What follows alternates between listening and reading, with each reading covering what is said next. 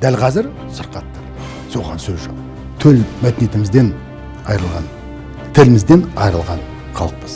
Өйткені біздің тіліміз бүгін ол қазақ тілі емес. Неге бізге жат тіл ұлтаралық тілі болу керек? Қазақ мемлекеті деп айтуға біздің аузымыз бармайды. Қазақ қоғамындағы сауаттылық орыс қоғамындағы сауаттылықтан әлде қайда жоғары болған. Осыны ұмытпаңыз. Орыс тілінің жылы деп атауға мен тіпті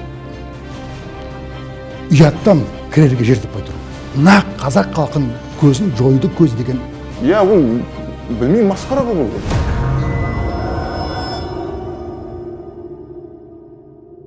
Армысыз қазақия. Бүгінгі Бай Қазақ арнасының шығарылымында алаштанушы, ғалым, тарихшы, журналист, тау азамат, өте білімді азамат Сұлтанхан Аққұлұлы ағамыз. Ассаламағалейкум. Армысыз аға. Хал-ахуалыңыз жақсы ма? Шүкір, рахмет. Малжан аман ба? Үй ішіңіз, отбасыңыз?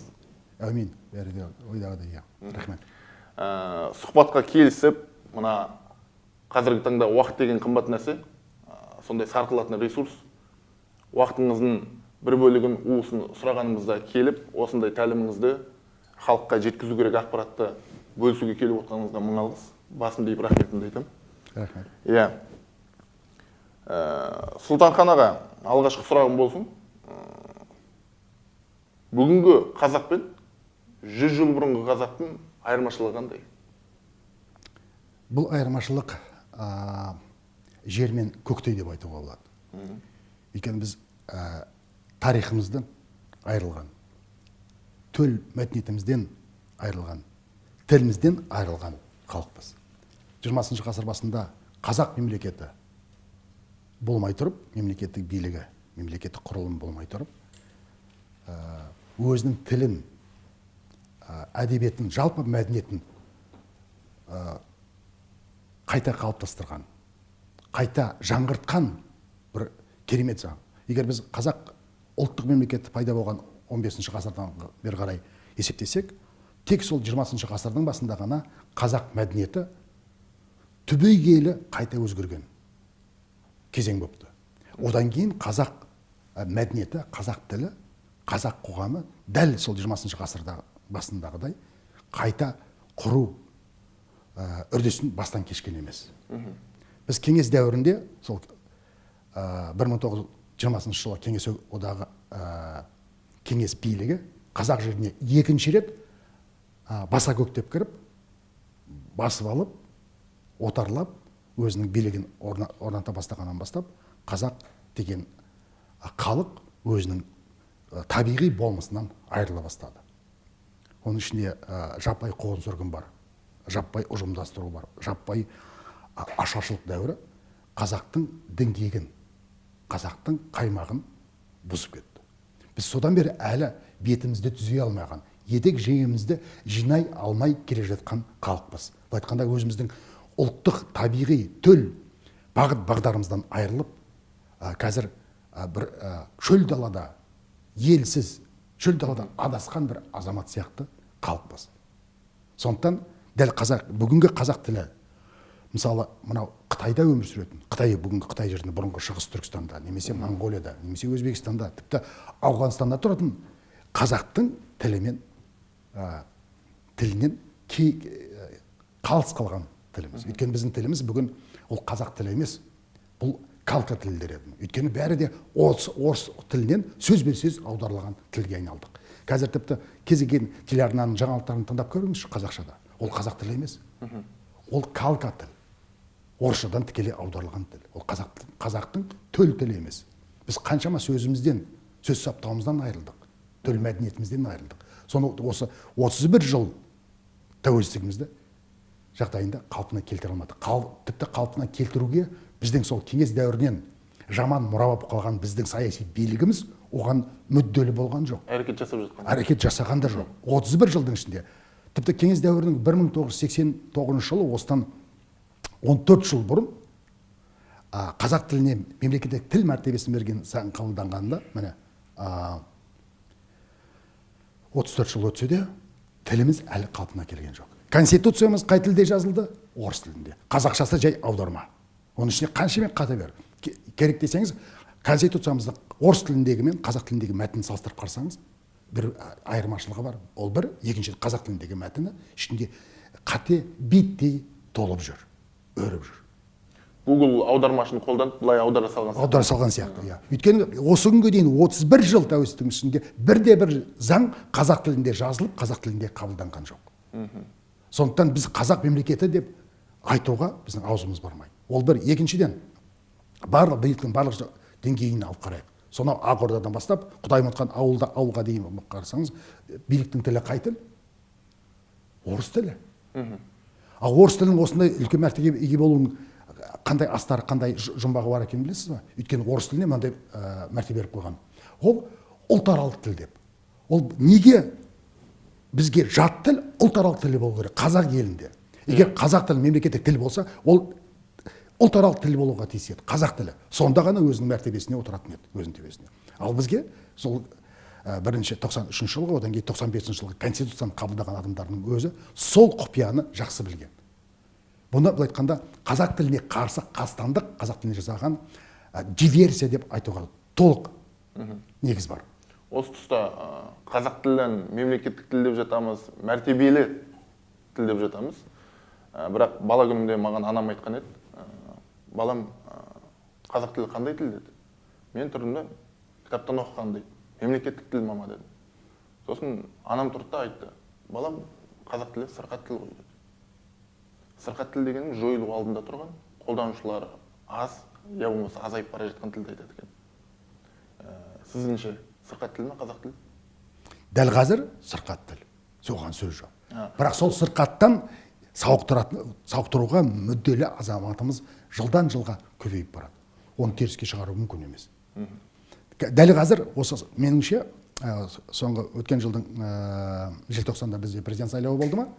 Енді 7 жылдан кейін бізде келесі кезекті президент сайлауы болатын шығар. Бірақ сол дер кезінде болады ғой деп ойлаймын. Дер кезінде. Алғаш рет. Ал дәл сол президент сайлауында ол кім болмасын? Ол оппозицияның өкілі болсын. Ол қазіргі былай айтқанда кешегі Компартияның орнын басқан бүгінгі Аманат партиясы болсын. Кім болмасын, ол жаңа ұрпақтың өкілі болады. Және бұған ешқандай күмәнім жоқ. Ол өзінің ана тілінде, қазақ тілінде сөйлейтін жақсы жағына қарай өзгерістер болып жатыр дейсіз ғой. Болып жатыр. Өте баяу, бірақ болып жатыр. Енді 7 жылдың ішінде қазақ тілі өзінің мемлекеттік тіл мәртебесіне, мәртебелі жағдайына ие болатынына менің еш күмәнім жоқ. Айтқаныңыз келсін. Сұлтанхан аға, кейбір мақұлық, оңбағандар қазақ жалқау, қазақ жатып шер деп жатады. Ал Шынтуайтында қазақ даласында 50-100 миллион басқа дейін мал болды ғой. Ондай, білмеймін, ондай кәсіпті еріншек адам, жалқау адам, жатып шер адам малды басқара алмайды. Ондай малды кәсіп қыла алмайды, жатып шер, жалқау адам. Осы тұста қараңызшы, оның бәрін жасаған біздің қыршын кеткен аталарымыз ғой. Қазақ өте ауқатты әрі бай болған да. Енді арнамыздың атында бай қазақ деп қоюымыздың да мәнісі осы жерде жатыр. Қазақ байлығына қайта келсен екен, соны насихаттасақ екен деген ниетіміз де. Енді қазақ бұрынғы бай халіне қалай жетеді? Және бұрынғы Алаш партиясына қазақ байларын қатыстығанша қазақта қандай байлар болған? Осы жөнінде айта кетсеңіз. Біріншіден, біз өзімізді бостан-бос мақтамай қояйық. Мынау қазақ даласының Геродоты деген орыстың ғалымы бар, Левшин деген. Сол Левшиннің кітабын оқиық. Сосын Никольский деген тағы бір орыс ғалым бар. Сибирский наблюдатель деген журналда керемет қазақ халқы туралы жазады. Сол қазақ халқының, қазақ даласында қазақ халқының тұрмысы туралы керемет жазады. Қазақ даласында дейді, жер бетіндегі басқа ешбір елде, ешбір жерде жоқ мыңғырған мал жүреді. Қазақ қоғамында кедей деген түсінік жоқ дейді. Өйткені біз осы күнге дейін қазақ қоғамына бай кедей деген кешегі кеңестік сырттан келген жат ұғыммен қараймыз. Кеңестік көзқараспен, трафаретпен қараймыз, тап тұрғыда. Өйткені қазақ қоғамы ол басқа ешбір қоғамға ұқсамайтын ерекше қоғам. Өйткені қазақ қоғамында біз рулық қарым-қатынаста болсақ, ру дегеніміз кім? Байыңыз кім? сол бай, қазіргі тілмен айтсақ, сол бір ауылдың немесе бір рудың ең басты менеджері болатын. Ол бай бүкіл өзінің руына жауапты адам. Ол қолдан малды бағуды, жерді қалай ұстауды білетін адам. Ол бай, мысалы, өзінің малын баққан кім? Өзінің ағасы, інісі, туысы. Ол қалайша езуші болады. Оның сол мал бағудан басқаға қол келмеген оның ағасы, інісі, жақын туысы, ол қалай езілген халық болады. Иә. Қалай ол жалқау деп айта аламыз оны? Оны қалай деп жалқау деп айта аламыз? Мәселен, қараңыз, егер Әлихан Бөкейханның 1913 жылы Қазақ газетінде жазған бір мақаласы бар. Мемлекеттік дума деген. Сонда жазады. Ресей империясының, Ресейдің бір статистикалық комитеті Қазақ даласындағы қойдың санын есептепті дейді. Олар 13 миллион деп есепті дейді. Олар ылғи да үнемі осылай адасып жүр дейді. Өйткені ол қазақтың кең данасына тереңдеп бойлап барып зерттеуге қорқады деп. Кенесары ханның көтерілісінен кейін. Олар тек айналасындағы зерттеген сөйтсе 13 миллион дейді. Дәл сол кезде қазақтың тек малы болғанда қойының ғана саны 30-36 миллион бас болады. Сол кезде қазақтың саны 6 миллионнан асқан емес. Ал 20 ғасырдың басында қазақ өзінің байлығын немен есептеді? Қойды қазақ ешқашан байлықты есептеген емес, оны ұсақ мал деді. Оны қонақ келгенде соя салатын, немесе базарға барып қант айырбастайды, ұнға айырбастап алып келеді. Ол айтқанда бүгінгі ақшаның теңгенің орнына жүретін бір ұсақ мал болатын. Қазақ өзінің байлығын немен есептеді? Тек жылқымен есептеді. Кем дегенде 5000 жылқысы бар адам, ол әлі бай есептелген жоқ, ол орта қол бай есептелді. Бай дегеніміз ол 10-15-20 мың жылқысы бар адам өзін баймын деп санады. Ол бай болғанда өзінің жеке байлығы емес, оның руының байлығы болатын. Елінің байлығы болатын. Бүкіл руының отбасының несі? Әрине, өйткені бүкіл ру оның өзінің отбасы. Тіпті өзінің туысқандары. Бай енді сол руға жауапты адам болды. Соның басты менеджері болды. Біздің қазақтың байлары қандай болған жалпы? Әлде Алдыркөсе мультфильмдегіндей қарныған пайған сараң, тек қана қатын алуды білетін, жаңағы ішіп жеуді білетін бай болды ма әлде? Сізбен біз мектепте оқыған бай, ол кеңес дәуірінде кеңес идеологиясы ойлап тапқан. Айтқанда біздің санамызға таптық көзқарас, таптық түсінік енгізу үшін ойлап табылған, айтқанда ертегілер. Мысалы, Махамбеттің Жәңгір ханға айтқан: қан емессің, қасқырсың, қалал басты басқырсың. Осы өлеңдерді кім жазған білесіз ба? Оны Махамбет жазған жоқ. Кеңес өкіметінің идеологиясы бойынша соны жазған ақын осы күнге дейін көзі тірі Орал қаласында тұрады. Неге біз оны Махамбет жазып деп жүрміз оны? Оны кеңестік идеология ұсынды. Қан емессің, қасқырсың, қалал басты басқырсың, қан емессің, лаңсың, алашобар жылансың. Бұл қазіргі тілімізбен жазылған өлең емес пе? Назар аудармадыңыз ба? Мен осыны өз құлағыммен естідім. Осы ақын Оралда осы күнге дейін көзі тірі. Мемлекеттік тапсырыспен жазылған өлеңдер. Сол сияқты Жамбылдың өлеңдерін алып қарайық. Осы күнге дейін Ленинград өлеңдерімді біз неге жатқа білмейміз? Ежовты, Кеңес одағының халқын қырып салған, айтқанда қанды жаппай қуғын-сүргінді жүзеге асырған Ежовты мақтаған кім? Жамбыл. Жамбыл ол Ежовты білді ме? Үшіктісінің үстіне көрмеген. Калининді мақтаған кім? Жамбыл. Сталинді мақтаған кім? Жамбыл.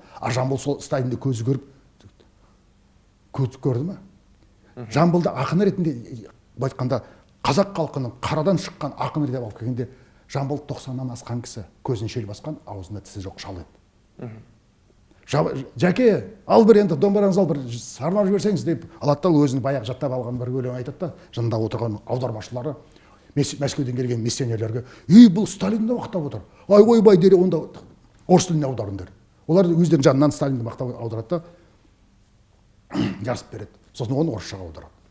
Соның қасында отырып жазған жазушылардың атын атап өте аласыз ба? Мен Жамбылдың былай айтқанда шығармашылығы, оның өмірі зерттеген ғалым емеспін, сондықтан көп айта алмаймын. Бір айтатын айтар Сапарғали Бегалин деген, сол Жамбылдың көмекшілерінің бірі болған. Сол сияқты Әбділет Тәжібаев те болған сияқты бас кезінде. Сәбит Мұқанов ол қатарда? Сәбит Мұқанов ол кезде оның көмекшісі болды ма болмады ма, оны кесіп айта алмаймын, өйткені мен оны зерттегенім жоқ, білмегенді айтқым келмейді. Жақсы. Бірақ ол кезде шынында Жамбылдың жанында бір емес бірнеше көмекші ақын жазушы болғаны рас. Сөйтіп Жамбылдың атына өлең жазып, Сталинді, Ежовты, Калинді тағы басқа кеңес одағының былай айтқанда қанішер басшыларын мақтаған, солар туралы өлең шығарған, Жамбылдың атынан жазған ақын жазушылар аз емес. Бірақ енді Жамбылды осы күні былай айтқанда керемет ақын жазушылардың қатарында қалдыра, бірақ оның сол көптеген өлеңі былай айтқанда сол кезде кеңес одағының былай айтқанда басшыларын мақтаған өлеңдер қазір шығармашылығында жоқ. Өйткені Жамбылың да сол 20 ғасыр басындағы ақын жазушылардың көбісі де кеңес одағын мақтап сөйтіп атқа мінген, халық арасында абырой болып жүрген, халық арасында емес, кеңес одағының алдында абыройлы, сөйтіп кеңес одағының қолынан жем жеп үйренген ғалымдардың көбісі қазір аты аталмайды, шығармашылық зерттелмейді. Өйткені олардың шығармашылығы қазіргі төл қазақ еліне ешбір жағынан лайық келмейтін шығармашылық. Мына енді қазақ байларының қазақ қоғамындағы рөлін айтып өттіңіз. Олардың Алаш партиясына, Алаш интеллигенциясына Әлихан Бөкейхан Нұрмұхамедұлы бастаған топқа қатысы қанша?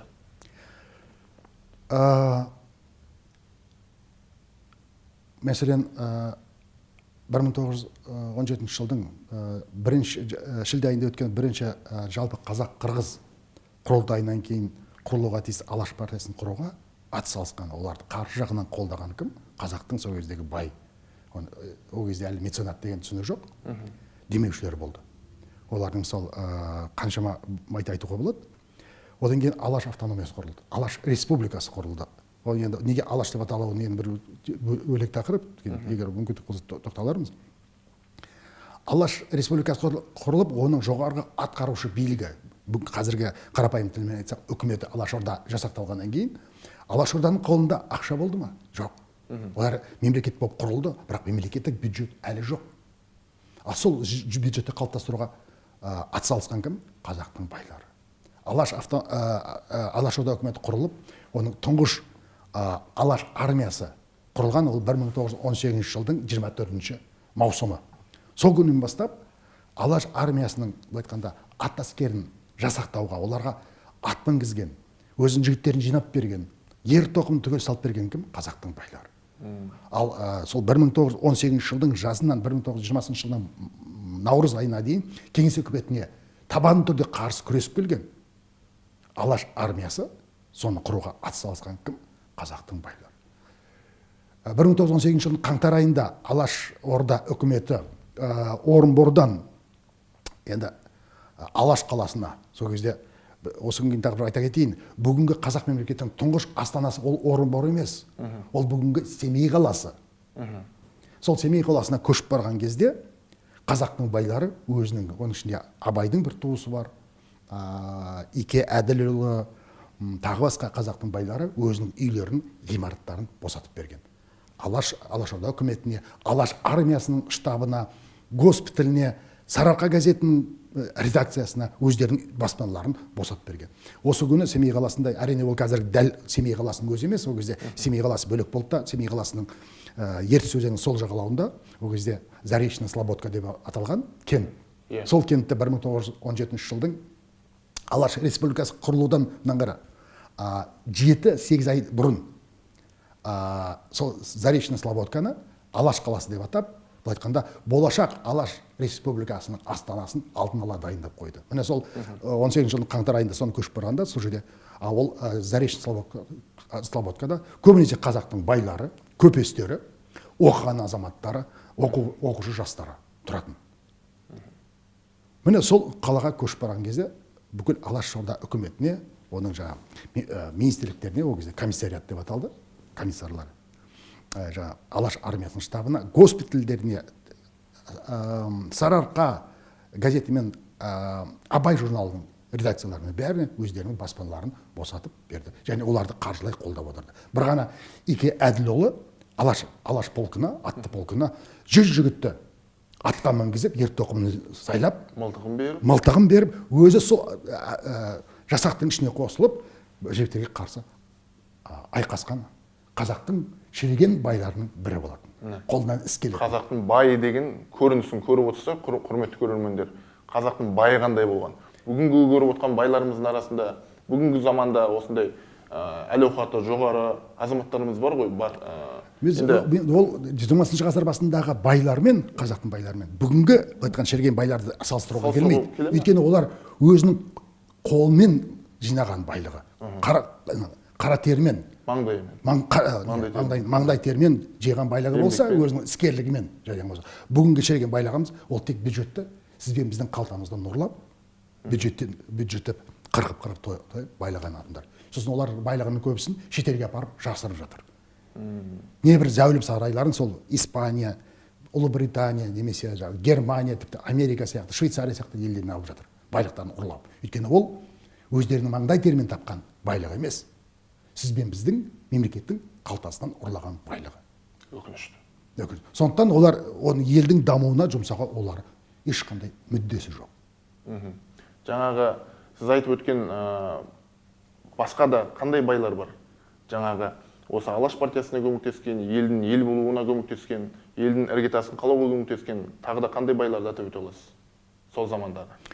Мысалы, қазақ әдебиетінің дамуына мейлінше қомақты үлес қосқан әйгілі Маман байдың ұрпақтары. Тұрысбек пен есімде жоқ, екі ұлы кезінде ең үздік қазақ романына бұлар байқау жариялайды 1913 жылы. Есенғұл және Тұрысбек екі Мамабайдың ұлдары. Сөйтіп, мынаны қараңыз, қазақтың тұңғыш романы ол Кеңес одағы кезінде жазылған жоқ, 1917 жылға ақпан төңкерісіне дейін жазылған. Ол Сұлтанмахмұт Торайғырұлының Қамар сұлуы, Спандияр Көбейұлының Қалың малы, Міржақып Дулатұлының Бақытсыз жамалы. Сол байқауда Сұлтанмахмұт Торайғырұлының Қамар сұлуы жеңіске жетеді. Сөйтіп қомақты ақшалай сыйлық алады. Ол кезде Сұлтанмахмұт Торайғырұлы қазақтық мемлекет жоқ. Бүгінгідей ақын жазушыларда жазушылар одағы деген бір ұйым құрып, сөйтіп оған ақша бөліп, автокөлік беріп, астарына көпшік қойып, оларға бюджеттен қомақты қаржы бөлетін заман жоқ ол кезде. Ол кезде мемлекеттік бюджет деген жоқ қазақ қоғамында. Ал соны біздің қазақтың байлары істеп отыр. Сосын бір ғана қазақтың байлары ғана емес, ол кезде қазақтың мұғалім болып істейтін, анау жерде шенеунік болып істейтін, жай өзінің малын бағып жүрген азаматтар, мысалы қазақ газетін шығаруға қаншама ат салысты. Сосыннан қараңыз, қазақ газетінің 1913 жылдан 18 жылдың наурыз айына дейін жабылғанға дейінгі сандарын, әсіресе 15 жылдан кейінгі сандарын оқып қарасаңыз бар ғой, қазақ газетінде Жарлы Жақыбайдың балаларын оқытуға бүкіл елден қазақтар әрқайсысы біреу 1 сом, біреу 50 тиын, біреу 5 сом беріп, біреу 10, біреу 100 сом беріп, сөйтіп қазақтың жастарын оқытқан.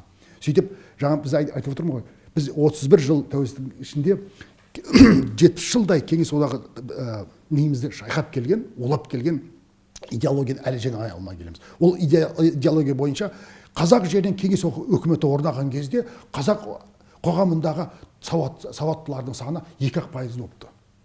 Біз әлі соған иланып жүрміз. Мәселен ол кезде қазақ қоғамындағы сауаттылық орыс қоғамындағы сауаттылықтан әлде қайда жоғары болған. Осыны ұмытпаңыз. Өйткені қазақ қоғамында ешқандай құлдық құрылым болмаған. Ресей империясында құлдық крепостной право саясат тек 1861 жылы жойылды. Осыны ұмытпаңыз. Сосын сол кезде құлдықтан босанған орыстың қара шекпенділері, қазақтың сол кезде сүрініп жатып жығылғанға күліпті дегендей болды. Иә, бұл солардың барлығы да жерсіз болды. Орыстың помещиктері, дворяндары оларға жерін бөліп берген жоқ. Сондықтан Ресей үкіметі не істеді? Сол жерсіз, айтқанда кешегі крепостный құлдардың бәрін қайда айдады? Қазақ жеріне айдады. Қазақ жерінен оларға сендер енді айтқанда үстемдік құрған халықсыз деп. Сөйтіп олар қазақ жеріне өздерін қожайындай сезініп келді. Кешегі түк көрмеген құл крепостник шаруа қазақ жеріне келіп өзін қожайын деп сезінді. Қазақ газетінің сол кезде тіпті орыс тілді газеттердің Әлихан Бөкейхан шығарған газеттердің көбісін оқып қарасаңыз, қазақ жеріне келген орысың бар, хохолың бар, тағы бұлар қазақ жерінде қазақты күнде таяқ жегіп, сабап, жерін алып, малын тартып алып, өздерін кейде өлтіріп жатқан жағдайлар көп болған. Сөйтіп қазақ өз жерінде айтқанда келімсектің кебін киген. Ал шынына келгенде ойлап қараңыз, әрбір ауылда сол ауылдың байы өз ауылында кем дегенде бір молда ұстауды мәртебе тұтқан. Ал ол молда бір ғана Құранды оқытпай, баланы баланы сауатын ашқан. Осыны ұмытпаңыз. Әлиханның өзін алайық, Ахмет Байтұрсынды, Міржақып Дулатұлын, кез келген қазақ зиялыны алсаңыз, бәрі білімді неден бастады? Ауылдағы молдадан, қаратанадан бастаған. Одан кейін білімдердің бәрі орысша болып кетті. Өйткені қазақ мектебі деген түсінік болған жоқ. Қазақ училищесі, орта арнайы мектеп, немесе қазақ жоғары оқу орны деген атымен болған жоқ, бәрі орысша білім алды. Бірақ 20 ғасыр басында бүгінгі қазақ тілін сақтап қалған, жаңа заманауи қазақ әдебиетін қалыптастырған, заманауи қазақ мәдениетін қалыптастырған, өңшең бірыңғай орыс мектептерінде, орыс университеттерінде оқыған қазақ азаматтар болды. Бүгінгі біздің парламентте сөйлеген сөздерін, үкімет мәжілістерінде сөйлегенде біздің шенеуніктеріміз, мен 4 жыл Мәскеуде оқып едім, сөйтіп ана тілімді ұмытып қалдым деген сөздерін естігенде мен кірерге жер таппаймын. Керек десеңіз, мен 79 жылы Алматы қаласындағы, сол кезде Қазақ Кеңестік Республикасындағы жалғыз қазақ мектебін бітірген кезімізде біз мынандай ұстанымда болдық. Орыс тілін білмесең, сен адам болмайсың. Біз осындай ұранмен тәрбиеленіп өстік. Содан қазір орыс тілін біз ешбір орыстан кем білмейміз, артық білмесек. Өйткені Мәскеуден тіпті анау ешқандай акцент болмады. Былай біздің тіліміз Сергей Михалков деген Ресейдің бір белгілі кинорежиссері бар. Сол 2001 жылы Алматыға келгенде, Республика сарайының сахнасынан тұрып сөйлеген сөзінде айтты: мен Алматыдағыдай бай орыс тілін Мәскеуде естіген жоқпын деп. Өйткені Мәскеуде бәрі балағат сөзбен сөйлейді. Қазақ Республика сарайындағы сахнада сөйлеген сөзінде қазақ жігіттер сөйлейді, қазақтың кәсіпкерлері сөйлейді. Сол кезде ең ірі деген кәсіпкерлер. Олардың тілі, былай айтқанда, Пушкиннің тілі десек, Толстойдың тілімен сөйлейді десек, қателеспейміз. Сондықтан енді биыл 2023 жылда орыс тілінің жылы деп атауға мен тіпті ұяттан кірерге жер таппай тұрмын. Орыс тілінің қай жерде проблемасы бар еді? Қазақ қоғамында ма? Қазақ қоғамында орыс тілі тіпті Ресейдің өзінен де әлдеқайда гүлденіп жатыр. Мәселе осында. Тіпті киноның өзі орысша ғой бізде. Мәселе осы. Алаш қайраткерлерінің жайлы еңбектерін білеміз, ерліктерін білеміз. Мысалы, мен қазір жасым 22-де, 21 жасында Әлімхан Ермекұлы не істегенін де білеміз. Сол кісінің ерлігін айтып өтсеңіз, Ленинге кіріп, біздің шекарамызды бекітті деген деректер бар. Соны десек те қайта айтып өтсеңіз, және Әлімхан Ермекұлының артында кім тұр, неге ол Ленинмен нақты ғылыми дәлелмен, былайша айтқанда тырнақшаның ішінде айтыста бірге тең дәрежеде теке тіресіп Ленинге дәлелдейтін нәрсенің барлығын дәлелдеп берді. Ол кезде Әлімхан Ермекұлы 21-де емес, ол кезде Әлімхан Ермекұлы шамамен 27-лерде. 27 жасында. Дегенмен де мынандай мәселеге назар аударайық. Біріншіден 1917 жылы қазан айында кеңестік Ленин бастаған, Ленин төрағасы болған халық комиссарлар кеңесінің төрағасы. Комиссарлар кеңесі құрылды. Ресей Федерациясының халық комиссарлар кеңесі. Ленин төрағасы болған. Оның 25 мүшесі болған. 17 жылдың 12 желтоқсанда Алаш Республикасы құрылып, оның Алашорда үкіметі жасақталдыра, оның да 25 мүшесі болды. Оның орнын басқа қазақ арасында өмір сүрген басқа ұлттардың өкілдерінен қалтарылды, қазақтардың өздері 15 адам сайлады. Енді назар аударыңыз. 25 пен 15. Кеңес үкіметінің халық комиссарлар кеңесінің құрамындағы 25 адамның тек 3-інде ғана жоғары білім болған. Назар аударыңыз, 3-інде. Ленин, Луначарский, тағы біреу есімде жоқ. Қалғандардың бәрі біреу оқуға түскен, бітірмей кеткен, шала сауатты. Оның ішінде мысалы кейін Кеңес одағын 34 жыл билеп түстеген Йосиф Сталин, Джугашвилидің білімі, ол діни семинарияны бітіре алмай кеткен. Діни семинария дегеніміз ол кәдімгі орташа арнайы білім, діни білім. Соны оқып бітіре алмай кеткен адам. Енді Алаш орда үкіметінің 15 мүшесін алып қарайық. Алашорда үкіметінің 15 мүшесінің 8-і жоғары білімді заңгерлер. Заңгерлер. Ол Мұстафа Шоқай, ол Ахмет Бірімжанұлы, ол тағы басқалар. кім Айдархан Тұрлыбайұлы, ол Райымжан Марсекұлы, жоқ, Райымжан Марсекұлы алашордаға мүше болған жоқ. Басқаша айтқанда 8 жоғары білімді заңгер. Оның ішінде Ахмет Бірімжанұлы 1895 жылы Қазан университетінің заң факультетін алтын медальмен бітірген. Оның ішінде 8 жоғары білім заңгердің ішінде Жақып Ақбайұлы 1902 жылы Санкт-Петербург университетінің заң факультетін алтын медальмен бітіріп, ғылыми диссертация қорғайды, магистрлік қорғайды. Бұл айтқанда құқық магистрі ғылыми атағы болған, ғылыми дәрежесі болған.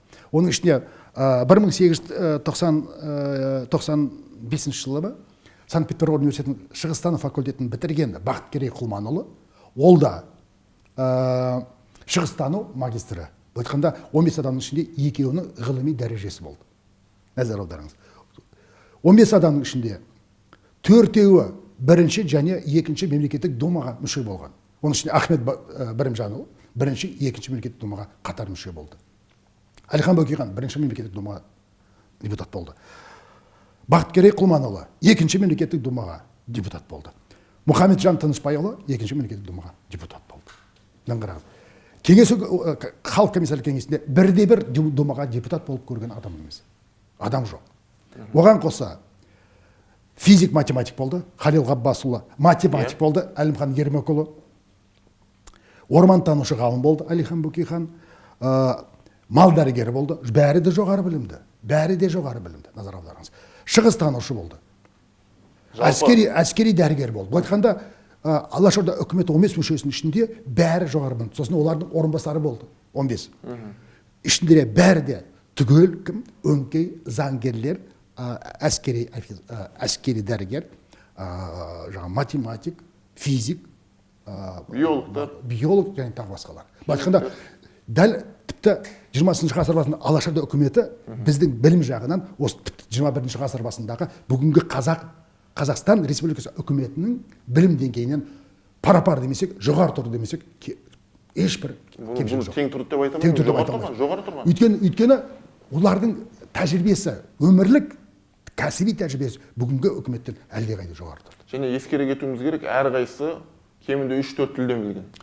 Оның ішінде Әлихан Бөкейхан, Әлімхан Ермекұлының айтуы бойынша 9 тілде еркін жазып біле берген. Мұстафа Шоқай, ол да бірнеше тілде, француз, ағылшын тілден, неміс тілінде еркін сөйледі. Орыс тілімен қазақ тілін айтпағанда 5 тілде. Оның ішінде кейін Нәзір Төреқұлы тағы басқалар тағы қосылды. Олар бұл айтқанда алаш зиялыларының келесі жаңа ұрпағы болатын. Кеңес дәуірінде бұл айтқанда қызметке кіріскен. Енді Әлімхан Ермекұлына келсек, ол кезде Том университетін 3-4 курсын бітірген бала. Енді ойлап қарасаңыз, Алашорда үкіметін 2,5 жыл басқарған Әлихан Бөкейхан неге Лениннің алдына бармады? Өзі неге айтпайды? Өйткені бүкіл мәліметті кімнің қолында болатын? Әлиханның қолында болады. Өйткені патша үкіметінің заманында қазақтың жер мәселесіне айналысқан Әлихан Бөкейхан. Сол себепті мен Әлихан Бөкейханның туғанына 150 жыл толған 2016 жылы 4 тілде монография жаздым. Қазақ тілінде Әлихан Бөкейхан қазақ жерінің жоқшысы, орыс тілінде Әлихан Бөкейхан собиратель казахских земель, ағылшын тілінде Әлихан Бөкейхан the unifier of Kazakhlands, украин тілінде Әлихан Бөкейхан сын великого степу. Сонда бұл айтқанда бүгінгі қазақ жерін сақтап қалған ол Әлімхан Ермекұлы емес, Ахмет Байтұрсынұлы емес, тағы басқа емес, ол Әлихан Бөкейхан. Ал енді Лениннің алдына Әлиханның өзі бармай, әлі университет бітірмеген Әлімхан Ермекұлын жіберуінің бірден-бір жұмбағы осында жатыр. Бірақ сол Әлімханның желкесінде тұрған кім? Әлихан Бөкейхан болады. Бүкіл Әлімханның қолына бүкіл фактілер жинап беріп. Қай облыста қазақтың қанша, келімсектің қанша пайызы келетіні. Қай облыста қазақтың қандай кәсіппен айналысатынын, қандай кәсіппен өмір сүретінін түгел алдына айтқанда бар ғой, көзін шоқтап түсіндіріп берген кім? Әлихан Бөкейхан.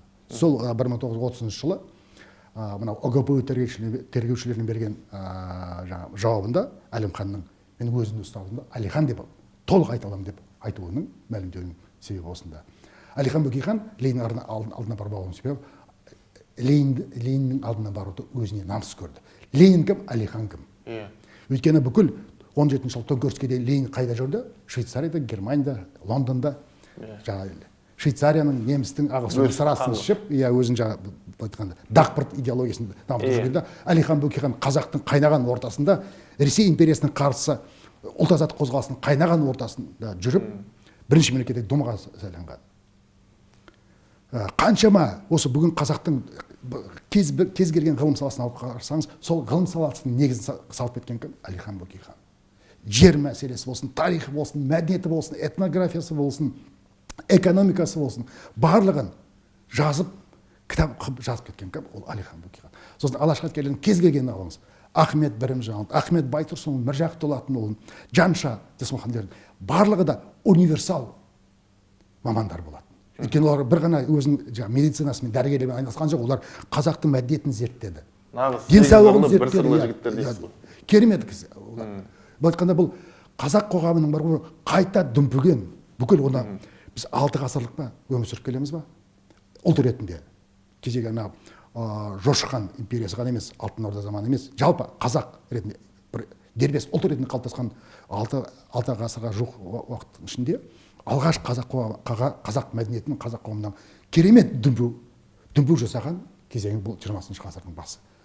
Бұл қазақтың енді маңдайына бір керемет бақыт сыйлайтын, көркейген ел, қоғам сыйлайтын бір заман еді, бірақ жолымыз болмады.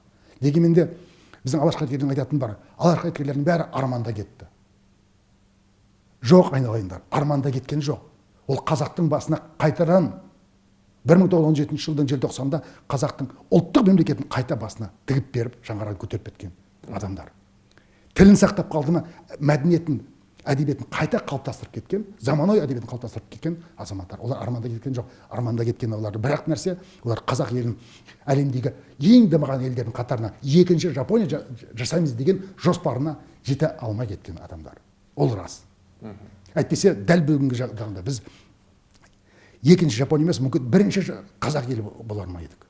Өйткені бүгінгі біздің егер тарихымызға, тарихи деректерге сүйенсек, бір айта кетейін, ит өзін айнадан көргенде өзін танымай үре бастайды екен. Біз сол итке ұқсаған халықпыз. Айнаға қараймыз да өзіміздің тарихымызды мойындағымыз келмейді. Ал тарихи фактілерге сүйенсек, 1897 жылғы есеп бойынша қазақтың саны Орта Азия халықтарының ішінде 4.084.000 адам болған. Бірақ осы санның өзі 4.084.000 адам болды деген. Онда сол есепке ілінген халықтың саны ғана. Өйткені қазақ малымды есептесе салып көбейеді. Баламды есептесе ертең армия қалады деп қорқып, бүкіл ауыл түрегеліп, қырдың бойына тереңдеп көшіп кететін болған. Бүкіл ауыл түрі болып. Сөйтіп есепке ілінгені 4.084.000. Ал енді өзбекті алайық, бүгінгі өзбекті. 726.000 халық. 1897 жылғы есеп бойынша. Сарттарың 768.000. Қырғыздың 201.000. Осылай кете береді. Бұл айтқанда бүкіл Орта Азияны мекендеген халық ұлттар мен ұлыстардың ішінде барлығын қосқанда қазақтан 2 есе кем болған. А бүгінгі Өзбекстанды алатын болсақ, 2018 жылғы есеп бойынша өзбектердің саны 24 миллион болыпты. Басқа айтқанда арада өткен 125 жылдың ішінде өзбектің саны 34,2 есеге өсіпті. Қырғыздар 14,7 есеге өскен. Қарақалпақтар, тәжіктер, түркмендер де дәл сол шамада өскен. Егер қазақтың сол 1897 жылғы есебін сол 34,2 есеге көбейтетін болса, қазақтың саны бүгін 140 миллион азамат болады екенбіз. Енді осы жерде сөзіңіз аузыңызға, осы деректерді сіз тағы бір өткен сұхбаттарыңызда нақты ғылыми дәлелдермен айттыңыз. Мен де соны қарап отырдым да ойландым енді. Біз сонда 4 миллион деп есеп бердік. Жарайды 4 миллион болсын, басқа қазақ жоқ дедік сол кезде. 136 миллион, 140-тан 4 азайтса, 136 миллион халықты былайша айтқанда этноцид жасап, сондай потенциалды жойды. Жоқ қылып жүрді ғой. Бұл жерде жоспарлы, жүйелі түрде. 70% деп айта алмаймыз ғой біз бұл жерде. 70% деп айта алмаймыз ғой. Қаншалықты бұл? 70%-дан астам деп жатыр. Иә. 70%-дан астам. Иә, бұл білмеймін, масқара ғой бұл. 99% ғой бұлай потенциалмен бүйтіп пайызбен есептесек. Өйткені мен өзім қазақ тілінде, орыс тілінде және ағылшын тілінде жазған мақаламда айттым, бұны бір ғана геноцид деп айтпаймыз, бұны геноцид және этноцид деп. Өйткені бұл бір ғана халықты қыру емес, нақ қазақ халқын көзін жойды көздеген саясат болды. Нақ қазақ халқы. Өйткені өзбек, қырғыз, тәжігің, түркмен үйтіп қырылған жоқ. Дәл қазақ халқы. Өйткені айтып отырмын ғой, бүкіл мына қараңыз, 17 жылы осы бүгінгі Орта Азия кеңістігінде екі ақ мемлекет пайда болды. Ол Түркістан мұхтарияты және Алаш автономиясы. Екеуінде құрған кім? Екеуінде қазақ алаш зиялылары. Өйткені Түркістан мұхтариятын құрған Әлиханның тапсырмасымен құрған кім? Мұхамеджан Тынышпайұлы мен Мұстафа Шоқай құрды. Өйткені Башқұрт автономиясының төрағасы Ахмет Заки Валидидің 1874 жылы Түркияда жарық көрген хатиралары, естеліктері бар. Сол естеліктерін айтады. 1917 жылдың 25 қазанда бұрынғы ескі күнтізбе бойынша Петроградтағы билікті большевиктер басып алғаннан кейін, ақырында арада 3 күн өткеннен кейін Уфада кешегі патша үкіметінің айтқанда шенеуніктері большевик бола қалып Уфаны басып алды. Сөйтіп кеңес өкіметін орнатты. Артынша Ташкент қаласында кешегі патша үкіметінің шенеуніктері дереу большевик болып айтқан толын теріс киіп алды да дереу кеңес өкіметін орната салды. Өйткені ол жерде ешқашан большевик болған емес. Өйткені кім Жанша Досмұхамедұлының Қалел Досмұхамедұлының 1930 жылдары УГБУ тергеушісіне берген сұхбатында айтқан керемет сөзі бар. 17 жылға дейін қазақ даласында большевик деген ұғым болған емес. Қазақ даласынан келген ең тұңғыш большевик деген кім екенін білесіз ба? Ол Әліби Жангелдин болады. Оны қазақ халқы бұралқы деп тегін айтаған жоқ. Николай Степнов дейсіз. Николай Степнов. Ол мойнына крест таққан, ол қазақ емес, не орыс емес. Ол бір бұралқы азамат болады. Онда біз оны кеңес дәуірінде Қызыл комиссар деген тіпті фильм түсіріп, ол анау Лениннің мандатын алып, үлкен қару-жарақ тиген түйелердің керуенін ертіп кепті деп. Оны бүгінде біздер туризм саласының атасы деп айтып жүрген тарихшылар да бар ғой. Олар қазір біздің география қоғамын сол айтып отыр, біздің тұңғыш жиһангеріміз сол деп. Енді қараңыз, Мұстафа Шоқайдың естеліктерін оқып қарасаңыз, сол Әліби Жангелдин сол кеңес үкіметінің керуенін алып өту үшін бар, қазақ даласын өту үшін, ол не деген білесіз ба? Мен Алаш автономиясының өкілімін деп, Алаш партиясының өкілімін деп өткен. Сөйтіп бұлар адайлардың ортасына келіп, былай айтқанда тыныс алу үшін тоқтаған кезде, Әліби Жангелдин бір ақсақалдармен сөйлесіп отырған кезде, біз анау ұлттық теңдік қалай десем, таптық көзқарастығын бізде жоқ деп, біз қоғамды таптық көзқараста дамытуымыз керек деп айтып қалған кезде, адайдың жігіттері алады да бұны керуенін быт-шытын шығып тонайды. Сөйтіп әзер деген құтылып бірнеше миллион теңге қару-жарағы мен қаржысын сөйтіп адайлар алып қалады, тонап тұр. Сөйтіп әзер өткен. Біз ондай фактерін бәрін алып тастаймыз да, Әліби Жангелдин қазақ даласына кеңестік үкіметін алып келген қайраткер деп сенеміз. Осындай қызықты мәліметтер бар. Бұл тарихи фактор. Екінші, біз әңгіме туралы болып жатыр. Сөзіңіз аузыңызда мына Әліби Жангелдинді айттық қой мына жаңа. Бүгінгі таңда сондай Алаш партиясын Әлихан Бөкейхан Нұрмұхамедұлы бастаған топқа үстінен арыз жазып, елдің мүддесі деп шырылдап жүрген осы қазақ интеллигенциясы біздің аталарымыздың үстінен арыз жазып, үстінен іс қозғағысы келіп, ана Қызыл Мәскеуге жазып, жаңағындай, былайша айтқанда шұқитын жерде шұқып жүрген сондай Тұрар Рысқұл сияқты, Әліби Жангелдин сияқты, Сәкен Сейфолла бар, Сейфуллин дейміз бүгінгі күні. Сол Қазақстан Республикасының қай өңіріне барсақ, қай қаласына барсақ, қай ауылына барсақ та, сол адамдардың атында бір көше болады, я болмаса бір ғимарат болады, я болмаса бір мекеме болады. Бұл неге біз өзіміздің алаш идеяларына ондай мәртебе бермейміз? Неге біз сондай елін сатқан азаматтарға құрмет көрсетеміз? Оның бір терең сыры бар. Біріншіден айтып отырмын ғой, біз 91 жылы желтоқсанда тәуелсіздік алған кезде билік басында кешегі кеңестік компартия мен комсомолдың көсемдері қалды. Ол билік әлі де солардың қолында. Өйткені қазір билік басында шешім қабылдайтын билік тетіктерінде жаңа ұрпақтың өкілдері отырған жоқ. Егер жаңа ұрпақтың өкілдері отырса да, олар кімнің тәрбиесінен өтті? Өткен 31 жылдың ішінде. Сондықтан бұған асықпай. Екіншіден, сол кеңестік компартия мен комсомол басшылары қалғаннан кейін кеңестік идеология қалып қойды. Кеңестік идеология бойынша қазақты арасына рушылдықты терең енгізіп, сол реңкпен. Өйткені соның салдары не? Ақмолада Сәкен Сейфуллинді сынап көр, басың кетеді. Шымкентке барсаң Тұрар Рысқұлы немесе Сұлтанбек Қожа, Сұлтанбек Қожаның ол тек тәуелсіздікке жақындап 80 жылдардың соңында ғана аты шыға бастады. Оған дейін тек Тұрар Рысқұлдан басқа ешкім білмейтін. Біздің ақын жазушыларымыз, ғалымдарымыз шетінен рушыл, жүзшіл болып кеткен. Кеңес дәуірінен келе жатқан. Өйткені кеңес дәуірінен қалған жазушыларымыз арасында сол рушылдықты биліктің өзі өте жүйелі түрде енгізді. Бүгінде сол. Бүгінде сол. Енді қараңыз. Мысалы, мына қараңыз.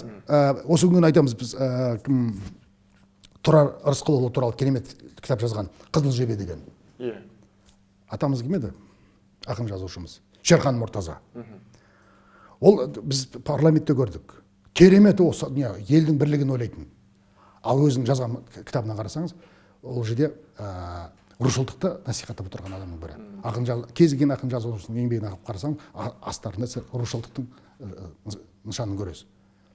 Ал ол Кеңес одағына, коммунистік партия халықтың бірлігі, жұдырықтай бірлігі керек емес еді. Халықты шашатып ұстау керек. Өйткені шашаған халықты билеу әлдеқайда оны мал баққандай. Түсінесіз бе?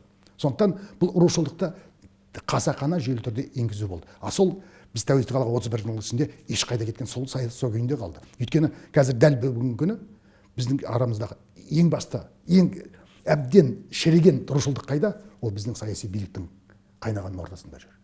Бұқара халықтың арасында соншалықты рушылдық жоқ, олар қыз алысып, қыз берісіп жүр.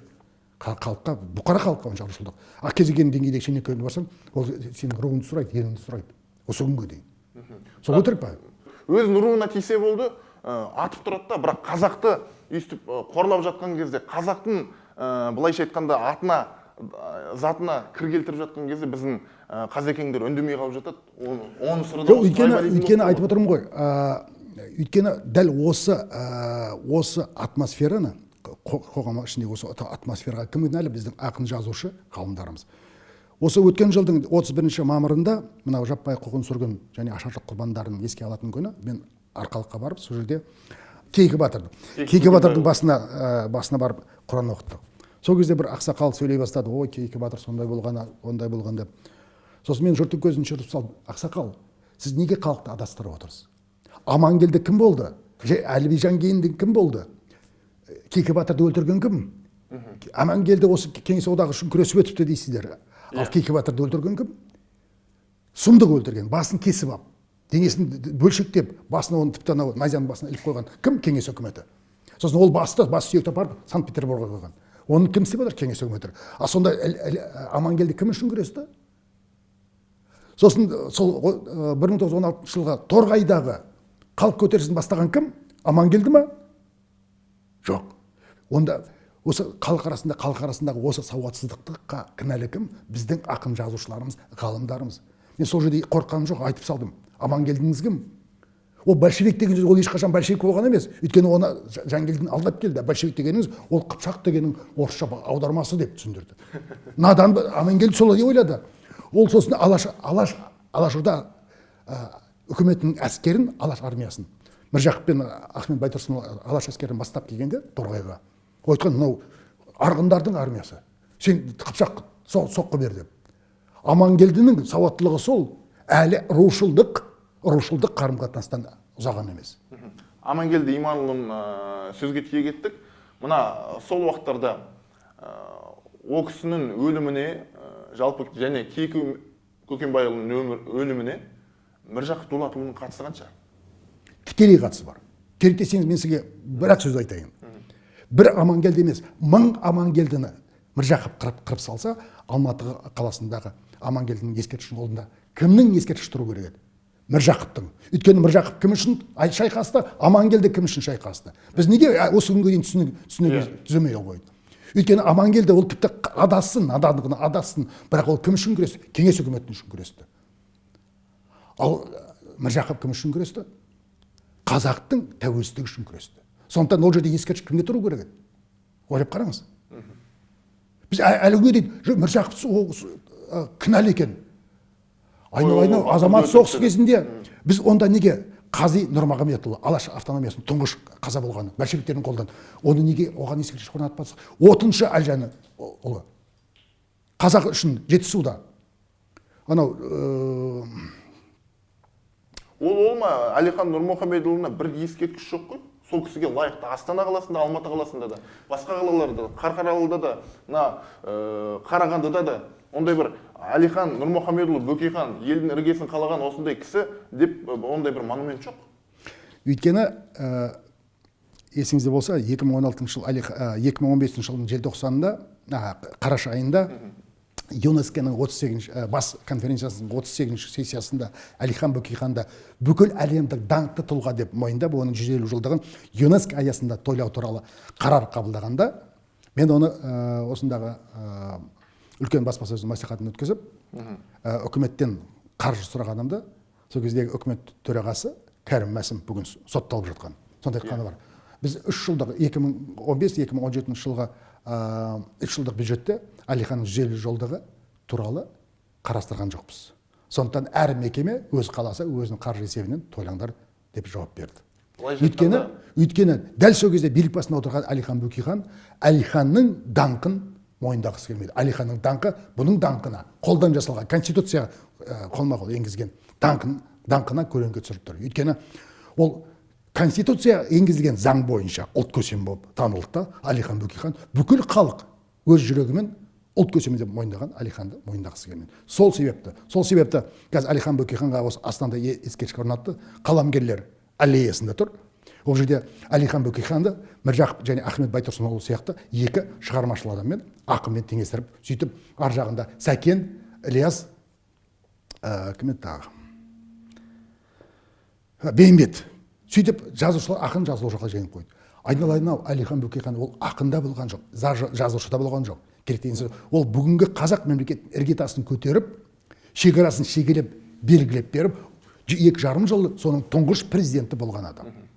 Ең қызығы, 90 жылдардың соңында зиялылардың ортасында кәдімгі айтып жүретін, біздің тұңғыш президентіміз Нұрсұлтан Назарбаев емес, ол Әлихан Бөкейхан деп. Осы пікір осы күнге дейін қалды зиялылар. Өйткені өзінің саяси құрылым бойынша, Алаш республикасы ол парламенттік республика болатын. Президентті сол ұлттық мәжіліс сайлауға тиіс болатын. 4 жыл мерзімге. Осы жерде сұрақ қойын. Әлихан Бөкейхан монархия құрғысы келді ме? Ешқашан. Ол төре ғой. Төре болсын. Бірақ Әлихан осы қазақ даласында деген тұңғыш демократия, парламенттік жүйе деген, адам құқы деген, парламентаризм, федерализм, адам құқы, демократия деген ұғымды тұңғыш әкеліп насихаттаған ол Шоқан Уәлихан емес. Ол Амангелді Иман емес. Ол Әлихан Бөкейхан. Өзінің бүкіл соңына ерген үзеңгілестерін біріншіден біз бүгін алаш зиялылары деп атайтын, енді шартты түрде атайтын ұлт зиялыларын түгел оны тәрбиелеп өсірген, соларды баулаған, оларды діни фанатизмге қарсы тәрбиелеген. Ол кім? Ол Әлихан Бөкейхан. Оны 1924 жылы Қош Мұхаммед Кемеңгерұлы Мәскеуде жарық көрген қазақ тарихынан атты кітабында ойып жазып кеткен. Жақсы. Жаңа қазақ байларын айттық. Қазақ байларының алаш зиялыларына қатысты жайлы айттық. Енді қазақ сондай керемет жалқау емес болса, жатып жер болмаса, пәлен миллион бас малы болса, ашаршылық неге болды? Осы мәселені мен енді сіздің еңбектеріңізді оқыдым, біраз ұлттық кітапхананы араладық. Ол сұрақтың жауабын білем. Бірақ оны біз көрерменге жеткізуіміз парыз, соны айтып өтсеңіз. Қазақтың арасында қаншама іскер байлары, малшылары бар, тіпті кәсіпкерлері болды.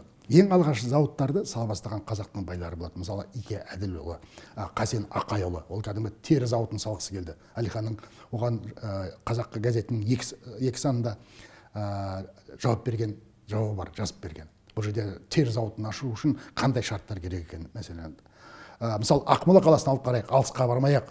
Бүгінгі біз Астана деп бір адам ойына келмейтін бір атау беріп, Ақмола қаласында осында Байкоп Қосшығұл деген керемет кәсіпкер болған. Ол 1901-3 жылдары осы Ақмола қаласында оның кәмпит тәтті зауыты болған. Бүгінгі рахат сияқты, иә, кәмпит пряник зауыты болған. Оның суреті бар, керек болса суретін жіберейін. Оның зауытында жұмыс істейтін қызметкерлердің барлығы да үстеріне әдемі қызметкер жұмыс киімін киіп, тап-таза жұмыс істейтін болған. Оның осы қазіргі Астана деген не бар, ескі дүкен бар, оны орыс Кубрин деген орыстың бір жаңағы көпесінің несі екен деп, дәл сол аймақта ол кісі мысалы мынау Астана қаласындағы Абай мен Әзірбайжан Мәмбет көшесінің қиылысында сары кірпіштен салынған бір ғимарат тұр. Бұл кезінде сол Байкоп Баймұхамед Қосшығұлұлы салып берген қазақ мектебінің ғимараты. Ол жерде қазір бір ескерткіш тақта бар дейсіз ба? Адам ұялады. Сосын бұл кісінің салып берген мешіті болған. Сосын үлкен, былай айтқанда бүгінгі сауда орталығы дейміз ғой, кәдімгідей 7-8 сауда нүктесі болған, үлкен сауда орталығы болған. Мынау кімнің Байкоп Қосшығұлының сол мешіті бар. Соны Кеңес одағы кезінде 1970 жылдары түгел жойып құртыпты. Өйткені Ақмола жері Ресейдің жері деп айтатындай айтуына негіз болу үшін жасалған нәрселер. Сонау Кеңес дәуірінде. Ол бір. Екіншіден, қазір бір нәрсе айтайын деймін. Біздің егер тарихымызды оқып қарасақ, Кеңес дәуірінде осы Ақмолаға қазақ жеріне тұңғыш автокөлік алып келген сол Кубриннің баласы екен. Бұл жалған, бұл өтірік. Сол қазақ жеріне тұңғыш, ол жай автокөлік емес, Американың автокөлігін алып келген сол Байкоптың Құрманғали деген баласы болған. Ол кезінде Санкт-Петербордағы экономикалық институтта оқып жүріп, сол жерде бұл былай айтқанда автожарыспен айналысып, бір күні бір автожарыста жеңіске жетіп, сол жерде сыйлыққа сол Американың автокөлігін алады. Сол автокөлігін алып келеді Ақмолаға. Сол Кубриннің орыс көпесін Америкадан жоқ, Санкт-Петербордан алып келеді. Айтып отырмын, Санкт-Петерборда бір сол автожарысқа қатысып, авторалли деп аталады қазір. Автораллиге қатысып, содан жеңімпаз атанып, жеңімпаз ретінде оған сол Американың автокөлігін. Қазір есімде жоқ, мен кезінде мақала жазғанмын 2015 жылы. Сондай автокөлік сыйлайды да, ол автокөлікке келіп мініп жүрген кезде Кубриннің балалары ойбай, құда түсіп, әзер деген жалын жалпайып сатып алады. Бірақ Құрманғалидің сатқан себебі не? Білесіз ба?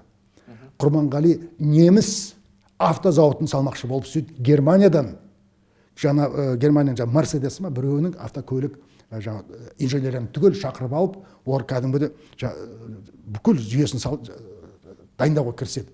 Бірақ сол кезде бірінші дүниежүзілік соғыс басталып кетеді. Сөйтіп бұл іс аяқсыз қалып қояды. Біз тарихымызды осы күнге дейін білмейміз. Кейіннен неге жасамады десек, байларды, кулактарды. Ал енді ашаршылыққа келсек, қазақтың Әлихан Бөкейханның сонау 1913 жылдар жазған бір керемет мақаласы бар. Еуропаны неге олар үлгі алып алды, батыс Еуропаны. Бүгін Еуропада, Германияда, Англияда, Францияда ол жерде жұт деген нәрсені түсінбейді дейді. Аштық деген нәрсені олар білмейді дейді. Ұзақ қаншама ғасырдан бері дейді. Өйткені олар бүкіл шаруашылығын ғылымға сүйеніп атқарады дейді. Біз қазақ даласында әрине дейді, базарда сұранысқа ие мал ол байлық. Қазір дейді, байлық ол малдың саны емес, малдың сапасы дейді. Басқаша айтқанда, қазақтың бүкіл тұрмыс тіршілігі төрттілік малына байланысты болды. Ал сол Қазақстанда сол 1900 осыған дейін біз айтып келеміз. Ашаршылық 1932-33 жылдары болды. Бұл барып тұрған өтірік, барып тұрған тағы да Кеңес үкіметінің кезекті хикаясы. Қазір мына соңғы 2 жылдан бері мынау жаппай қуғын сүргінмен ашаршылық құрбандарын ақтау туралы мемлекеттік комиссия жұмыс істеді. Сол комиссияның қалаған құпиясыздандырған құжаттарының негізінде байқасақ, ашаршылық 1928 жылы басталған. 28 жылы. Өйткені қазақтың аштыққа ұрынатын, қазақ бұрын соңында мұндай сұмдық аштыққа ұрынған емес. Бұл жүйелі түрде қазақтың дәл сол тарихын біле отырып, зерттеп жүзеге асырылған мәселе. Өйткені 28 жылы жаппай ұжымдастыру басталды да, жаппай кәмпескелеу басталды. Қазақтың байы бар, тіпті орта байы бар деп. Тіпті қазақта бар ғой, қазақта айтып отырмын ғой, 5000 жылқысы бар адам өзін тіпті шіріген бай деп санаған емес. Ол орташа бай деп санаған. Ал бұл жерде 5 жылқысы бар қазақтың бәрі бай деп санап, бүкіл жылқысын, малын тартып алып, айтқанда колхоз совхозға салған. Ал ол кезде дайын тұрған колхоз совхоз бар ма? Сонда Кеңес үкімет соның бәрін тәркілеп алғаннан кейін оларды қайда тағарын білмей, бүкіл қазақтың малын жерді қазып, пулеметпен қырып салып, сөйтіп көміп, сосын ол көмген жерге қазақты жібермей күзетіп тұрған. Міне қазақтың жаппай ашаршылыққа ұшырауының бірден бір себебі сол. Оған қазақ байларының ешқандай кінәсі жоқ. Қазақ байларының ешқандай кінәсі жоқ. Қазақтың байлары сол кімнен малын тәркілеп алды, оларды басқа ауданға, басқа облысқа, басқа жерге жер аударып жіберген. Тіпті ана Ресейден бастап. Байдың бәрін атып құртты ғой. Атып құртқан жоқ. Алғаш кезде бұлар бәрін тәркілеп алды да, бәрін жер аударып жіберді. Мысалы біреу Атырауда тұрса, оны алды да мәселен Ақмолаға немесе Жетісуға айдап жіберген. Жетісу қазағын мысалы Қызылжарға немесе Қостанайға айдап жіберген. Сөйтіп оларды жаппай ату тек 30 жылдардың орта кезінен басталды. Сөйтіп қанша қазақтың байы анау Сібірге, Қиыр Шығысқа айдалып кеткен. Содан кейін мысалы осы күнге дейін айтамыз, ашаршылық кезінде қазақты бір кеңес дәуірінде 1 миллион қырылыпты деп. Одан кейін тәуелсіздікке жақындаған кезде мына қайта құрылған 80 жылдардың соңғы кезінде 1,5 миллион, тіпті бір кейбір ғалымдарымыз демограф ғалым Мақаш деген ол кісі 2,5 миллионға дейін жеткізді. Бірақ оған ешқандай дәлел келтірмей мәселені. Өйткені бұл кеңес дәуірінде қойылған не болды? Талап болды. Біріншіден ашаршылық тақырыбын зерттеуге болмайтын. Екіншіден ашаршылық кейін оған еркіндік келгеннен оны қырылған халық қазақты 1 миллион асыруға болмайтын болды. Біз сол талаптан әлі шыға алмай жүрміз. Кеңестік матрицадан, кеңестік былай айтқанда трафареттен шыға алмай жүрміз, көзқарастан да. Біз өзінің тарихымызға көзімізді ашып, көңілімізді оятып қарайықшы. Сөйтіп ойып қарасақ, қазақтың 70%-дан астамы қырылған. Өйткені айтып отырмын ғой, егер дәл сол кездегі есептерге сүйенсек, мен анау 1897 жылғы есепке айтпай қойын, Әлихан Бөкейханның 1924 жыл қазан айында бүгінгі егемен Қазақстан, ол кезде еңбекші қазақ газетінен шыққан мақаласы бар, қазақ қанша деген. Ол кезде дейді, 1814 жыл қазақтың саны 6,450 мың адам болатын дейді. Арада өткен қанша жыл? 8 жылда қазақтың табиғи өсімі опырылып қалды. Сөйтіп дәл 24 жылдың қазан айында қазақтың саны әлі 6,450 мыңға жуық адам дейді. Арада 8 жыл өткен 1926 жыл өткенде 26 жылғы есеп бойынша қазақтың саны неге екенін белгісіз 4 миллионнан кем болып қалады. 3,900,000 мыңдай болыпты. Жарайды. Ал егер Әлиханның есебіне сенетін болсақ, мына қараңыз, 24 жылдан 32 жылға дейін қазақтың саны қанша болған? Шамамен 7,5 миллиондай болған. Ал 37 жылғы халық санағы бойынша 30 жыл аштық аяқталды дегенде қазақтың саны 37 жылы 2,1 миллион ғана болыпты. Сонда қанша миллионы қырылған? 5 миллионнан астам қырылған. Кем дегенде. 7 миллионнан астам халықтың 2 миллионнан кемі қалған. Өйткені 30 жыл аштық аяқталды ма, сонда 37 жылға 4 жылдың ішінде қазақтың саны біраз қосылып, сөйтіп 2 миллионнан сәл-ақ асып жығылғанбыз.